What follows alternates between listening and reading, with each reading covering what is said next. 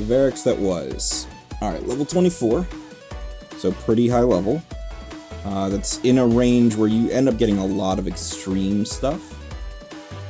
So let's take a look here and see how it measures up against the tables. And then we'll take a look more at its a little more at its specifics. So, unique creature. Beyond the narrative point, that means you may see some unusual abilities out of it. It's gargantuan, super big, aberration, and mythic. No surprise there. Perception of 42, which is high, as dark vision and true sight. Speaks Aquo, Common, and Orcish. If I remember correctly, he was an orc before he transformed himself? Or was an orc god that somebody... I don't remember the story of it. Once an orc god, Verex That Was has been reshaped into a towering creature of mingled flesh and bones. Okay, so yeah, he was once an orc god. And has basically been ripped out of that. Athletics of 45, which is just high. Intimidation of 45, again, just high. A very common skill spread for aberrations, as it makes a lot of sense for them. Now, their attributes, 12 in strength, which is only high. No extreme attributes here, but lots of very high ones. So their charisma is only +4, but these are low for 24. 11 is moderate high. It's in between. It's closer to high. And Dex is moderate. So nothing out of bounds there. They have an AC of 51, which is high. So far, lots of highs, no extremes. Fortitude of 42, again high. Reflex of 38 and Will of 36, which are moderate and low respectively, with Mythic Resilience to all saves. Which that is... gets one step better than they actually are. So, basically, has a +10 to these, which is insane. Technically.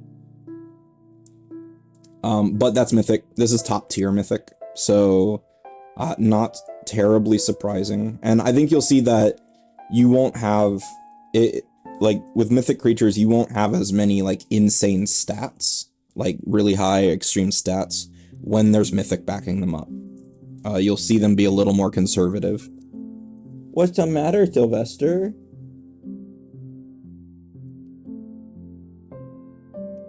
Or are you upset that Pixie's up on the shelf? Come here, buddy. There you go, some scritchies. No need to be upset. Alright. So, let's see. We've got immunities. Oh, hold on, I skipped the line. Hit points 550, which is solidly between high and moderate. Regeneration 30, quite high, but not insane for a creature of this level. If I remember correctly, trolls have 20, but they're also an outlier. Only deactivated by Sloughtstone weapons, which is story specific, I believe. So that is playing more into the unique, but it is a very difficult to remove ability here. I do notice that it does not have immunity to Doomed. So that is actually not terrible. At this level that you'd be fighting this, you would have access to things that could still kill a creature with completely unstoppable regeneration. So that's not insane to have an ultra-specific way to take the regen off. Because this is a campaign ender right here. This is a big boss at the end. Attack and dethrone god situation. Immunities to acid. Takes a number of spells and runes off the table. Death effects, not a big surprise. Disease. Mental. Immune to mental is pretty strong. Mythic immunity. So is immune to harmful spells cast by non-mythic creatures, strikes made by non-mythic weapons, and unarmed strikes from non-mythic characters. So this is where it is covering a lot of defensive ground. If you're, like, even if you have mythic characters, like, this right here is rough. Because you have to, if you don't have, like, a mythic weapon, you have to either use unarmed strikes, like, from here, or you have to use your mythic points in order to overcome this immunity. This is very strong immunity here. But again, fallen god, basically. Symphony of Pain. We've already gone over these two, basically. So, immune to poison. Resistance 25, which is high, but within range. To cold, fire, we got 20 on physical, except Sloughtstone and Holy. And it is weak to Holy 20. Now, I need to remember actually if this is inclusive or, like, if this isn't truly an and statement or an or statement, because I believe that this means you have to use Holy Sloughtstone to overcome this physical damage, which is really specific. And given that you're already immune to so much, that's a pretty rough restriction. But it is weak to Holy 20, which straight overcomes this. So basically, if you only have a Holy weapon, these will neutralize. If you have a Holy Sloughtstone weapon, you'll deal an extra 20 damage, basically, off of what you roll. So that's your sort of middle ground there. Is Holy is the way to sort of mitigate, and Holy Sloughtstone is the way to really hit hard. Fretful Presence, nothing new, DC 45, which is a moderate DC for their level, which is normal for something that is automatic or generally unsuppressible. So that's pretty normal. Symphony of Pain, reaction. Trigger. A creature within Verex That Walks' frightful presence damages Verex That Was. Effect, Verex unleashes an echo of psychic pain throughout his vicinity, inflicting mental damage equal to half the damage he sustained on all creatures, friend or foe, within 150 feet with a DC 45 basic fortitude save. That is nasty. That is very nasty. And of course, he's immune to mental damage. It means he'd be very well supported by mindless creatures, but is going to have a harder time with intelligent creatures backing him up. It does still have the same relatively low save, which is good, I think, because it is so heavily ubiquitous. And this also extends the usefulness of Frightful Presence beyond the first save. Because normally, after the first save, you're unaffected for so long. Speed of 50 feet and a burrow of 30. Not crazy in any way for level 24. Doesn't have any flight. Honestly, as a gargantuan creature, burrow 30 is not crazy at all. Because you can just... He has to take at least 2 burrow actions to get underground. Completely. Because he is 4x4. But it's terrifying. It is absolutely terrifying. As a plus 44 to hit on pretty much everything but the teeth, which is 2 lower, so secondary attack. Let's see, and that's high to hit with moderate on the teeth. Let's see, they have magical, unholy, reach 15 feet. And we have something called blood boils, which we'll get to. Damage is 5d10 plus 22, that's 11, 22, 32 plus 22 is 54 damage average, which is slightly higher than high, so this is very high damage with high attack bonus here on the claws. They are not agile or finesse, so that does track. It's a little high, I'd say. the amount of damage is a bit high. Then again, this is also meant to be a mythic creature, and mythic, if you got like a mythic guardian style character in the party, they can mitigate a fair bit of damage. So I believe that's got that damage buff there to be precedented for that. Jaws, magical unholy reach, 10 feet, so we've got less reach on this. 40-12, which is gonna be 26 plus 22, so we got 2 more average damage, which takes us to 56, I believe. So a little closer to extreme, but still closer to high, I believe. Like by the middle point. Also has blood boils and improved grab, so a free action grapple at the same MAP, which is nasty. Tail, which has a reach of 20 feet. All these are magical and unholy as well. And the tail is agile. But we're doing 3d6 plus 8, which is, let's see, 9 plus 4, 35 damage, which is low. So good. That's pretty on par. Plus blood boils. Teeth has -2 to hit, and is ranged as Y. Okay, so we've got a little less dex here, so they're marking down the teeth for ranged. We got a range increment of 60 feet, 5d6, which is 7, 14 plus 3, 17 plus 16, 33 damage, which again is around low, so pretty normal for longer ranged attacks. Alright, and I'm gonna skip down to blood boils since that has to do with what we were dealing with here.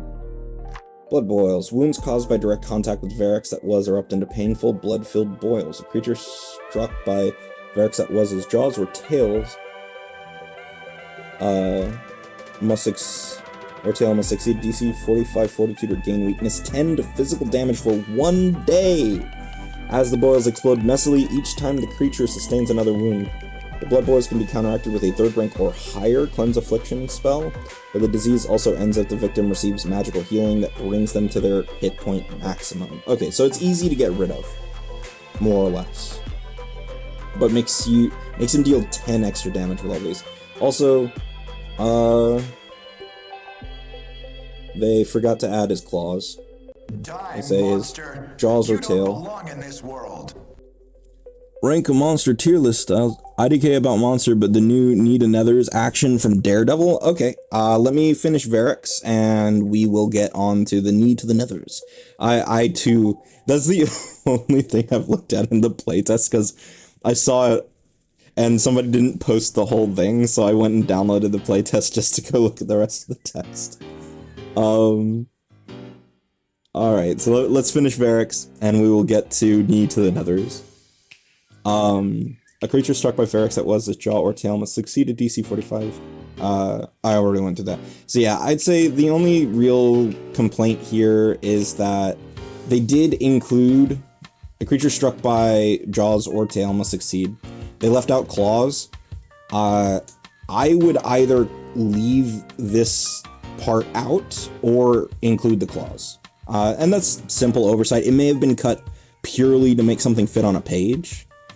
So like, I'm not gonna be like, oh, look at this bullshit, or something like that. But that is a minor thing there. That'll probably like keep it out of S tier, maybe. But again, hit point max with magical healing, easy enough to get at the levels where you'd be dealing with them. Also, thing to note, with ultra monsters like this, you can lower the DCs and turn them into hazards that your party can encounter earlier. Like maybe one of Verex's launched teeth, or a blood boil ridden like gouge from one of his claws in the earth or something exposes them to blood boils, but the DC is more manageable, right? that would be something you could do. Alright, so that aside, let's go back, excuse me, let's go back to Battlefield Eruption. Mythic, teleportation, cost 1 mythic point. It would have an option of 3, I believe. Verex That Was burrows into the ground, re-emerging anywhere on the same plane where either he or his worshippers have previously killed at least 10 sapient creatures in battle. A fountain of gore and shattered bone erupts from the ground when Verex arrives, dealing 16 d10 piercing damage and a 30-foot emanation. DC 48, which is the high DC, which is a normal DC for an effect like this. 16 d10...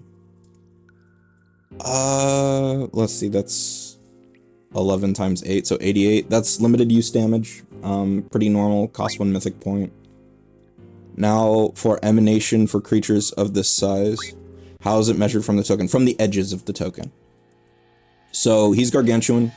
So, he's 4 spaces across. So, from each edge, it's an additional 30 feet. So, effectively, if you were to treat it more like a burst, it's a 40-foot burst from his center. So it's 30 feet from his edge.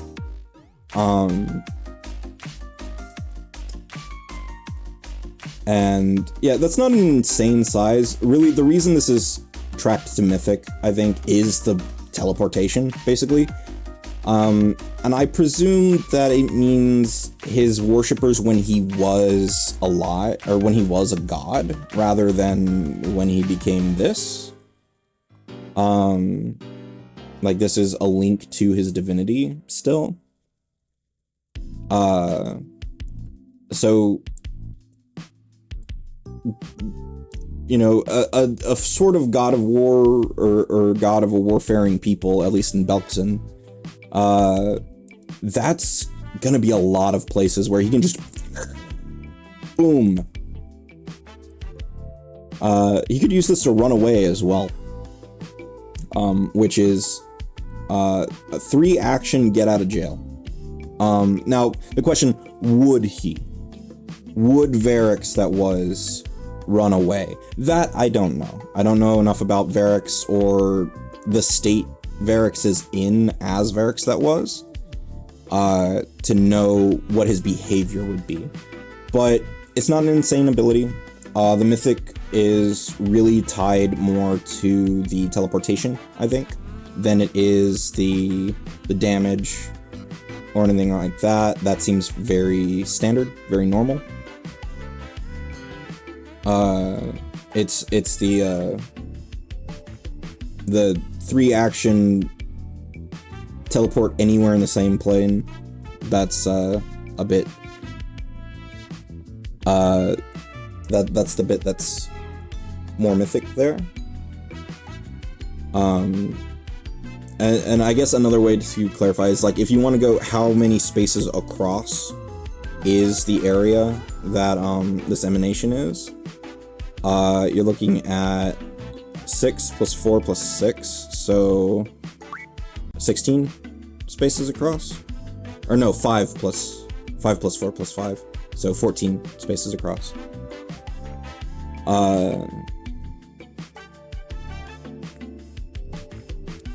Boop for the fight. Leap into the fray. Verex That Was leaps up to 20 feet horizontally and up to 10 feet vertically, and then makes 1 claw strike, 1 jaw strike, and 1 tail strike in any order. If Verex That Was spends 1 mythic point as part of his action, he doubles the distance he can leap, and each creature he lands adjacent to is off guard until the end of his turn. So that's really neat. It is a 3 action. It's a 3 for 2 non-flourish, but again, you don't usually see flourish on 3 actions. That's very rare and usually reserved for creatures that do have a number of flourish actions, especially 1 action flourishes, in case they might have an extra action for some reason. And even then, it's super rare because they have to have a quicken ability that allows them to use something. see. So this is a very much a like a boss attack move. It's very cinematic, like hurls himself through the air and then just lays into creatures around him. And as a gargantuan creature, he can share space with most parties. The only kind of creature that would be like a problem with is if you've got a party member that's large or larger. And then I 100% think that this would be a situation of the GM having to like go like, okay, he's huge.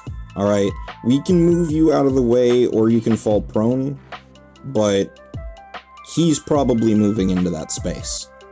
And he does have 3 mythic points. And has Undying Myth, 1 action. Costs all of Verex's mythic points. Trigger Verex That Was would die and has at least 1 mythic point. The effect, not bolded. That's probably just a hiccup in archives. Verex remains standing and conscious and recovers 50% of his maximum hit points. That's fucking nasty. But that's basically what hero points. That's basically high-end hero points for players, but for a fallen god that is now an enemy. That's evil. It's not crazy though, in my opinion.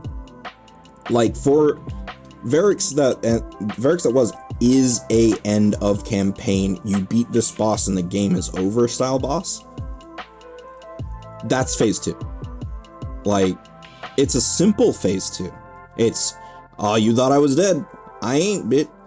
But like, and it eats, like if he hasn't gotten his, to get the most out of his mythic points, that eats all of them. So it means for a weaker phase 2 as well. So Swallow Whole, huge, okay, 40, 10 plus 10, bludgeoning with a rupture of 50. Swallow Whole is always a little wonky to calculate.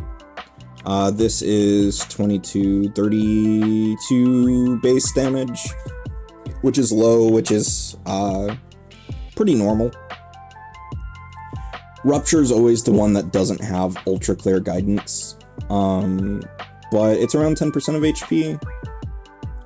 Here, a little under 10% of HP, so that feels right-ish. Warcry of Destruction, 2 actions, Sonic, Unholy, and Void. Verex That Was unleashes a terrible howl in a 60-foot cone, dealing 12d6 Sonic damage and 12d6 Void damage to all creatures. 45 basic fortitude save. Okay, it's the lower save. Damage bypasses up to 25 hardness of materials other than Sloughtstone. Oh. Creatures in the area with the Orc trait can use a reaction to roar in defiance of their corrupted god, granting themselves a +2 circumstance bonus to the saving throw, but extending the area of the Warcry to also include a 30-foot emanation centered on themselves. Orc creatures also automatically howl in their death throes if they are reduced to 0 hit points by this ability.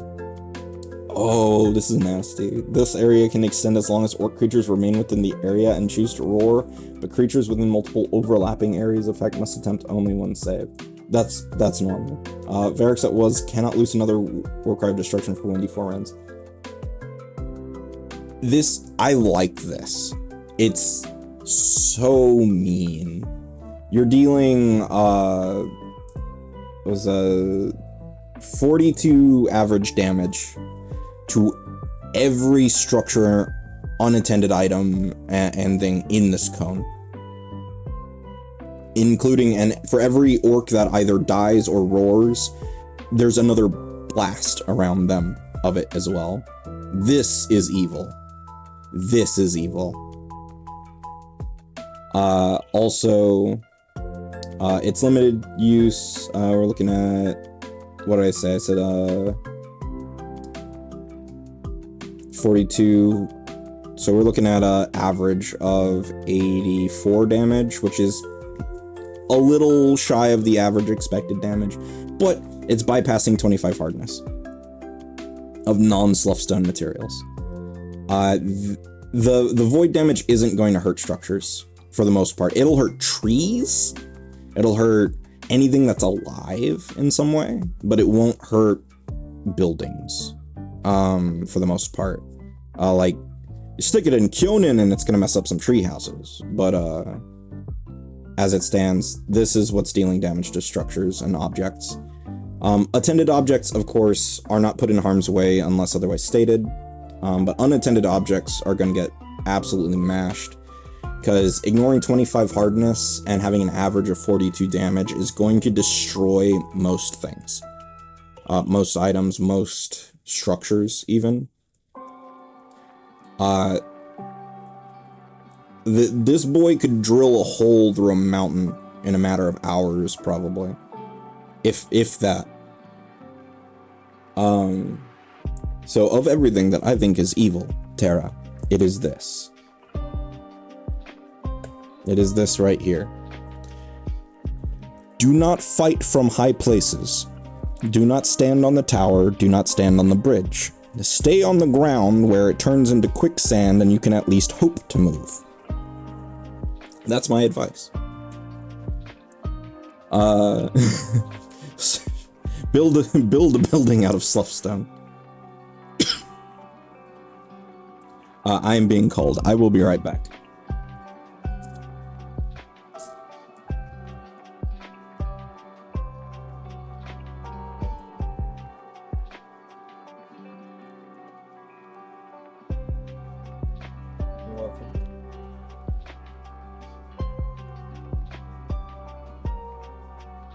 Okay.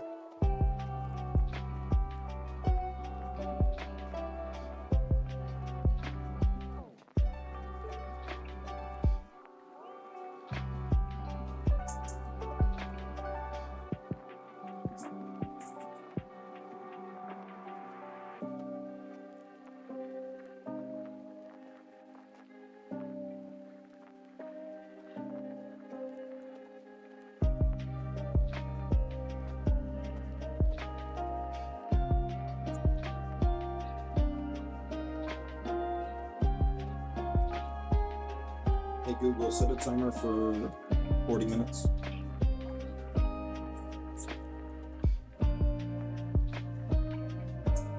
Alright, I'm back. Alright, so yeah. I think I'm gonna put him in A tier. Let's see here. Add or upload items, images. Let's put Verex That Was.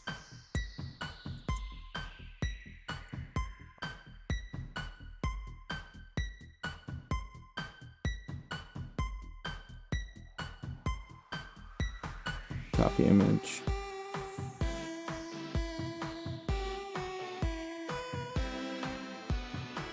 Let's take Verex That Was, and we're gonna put him in A tier. So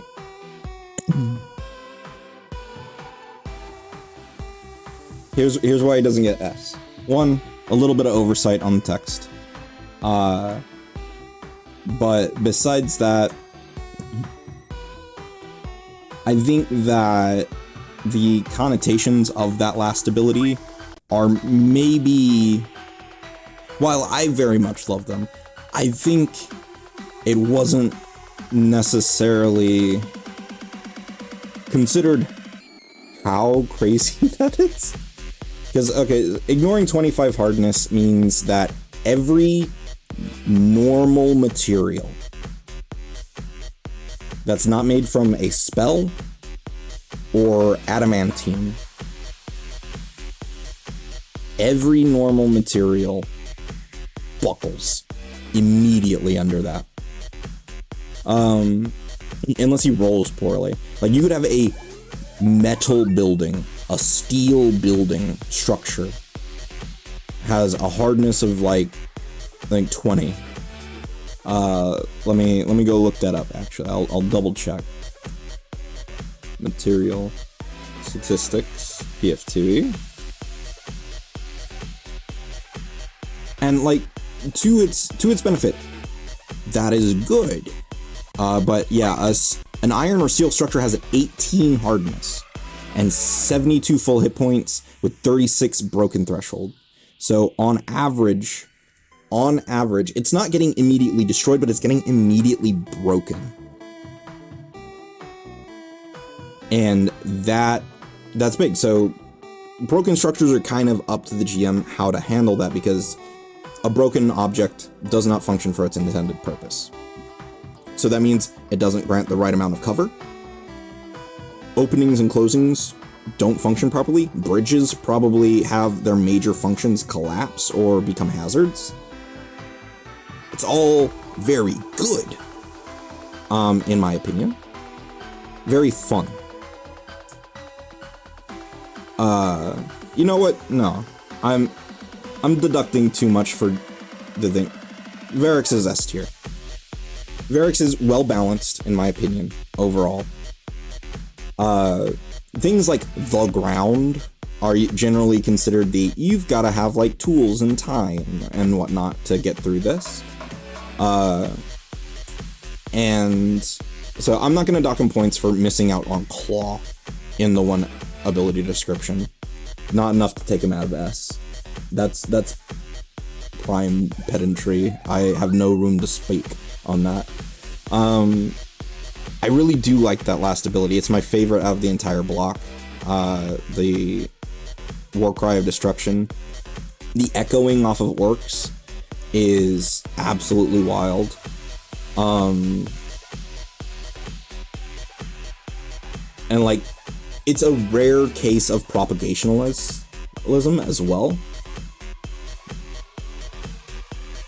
Because it says, creatures within the area of the orc trait can use a reaction to roar in defiance of the corrupted god, granting themselves a +2 circumstance bonus to the saving throw, but extending the area of the war cry to also include a 30-foot emanation. Which means, if there is an army of orcs in front of Verex That Was, and he roars, and they die, or they roar, it keeps going as long as there's another orc within 30 feet. He's basically turning orcs into mini nukes. That daisy chain. It is wild. Like, is that balanced? Hell no. But it's also unique, mythic, end of game creature. How cinematic is that? As well. Horrible, but very cinematic. Is just the roar of 1,000 orcs crumbling before their corrupted god and devastating the land that they stand on.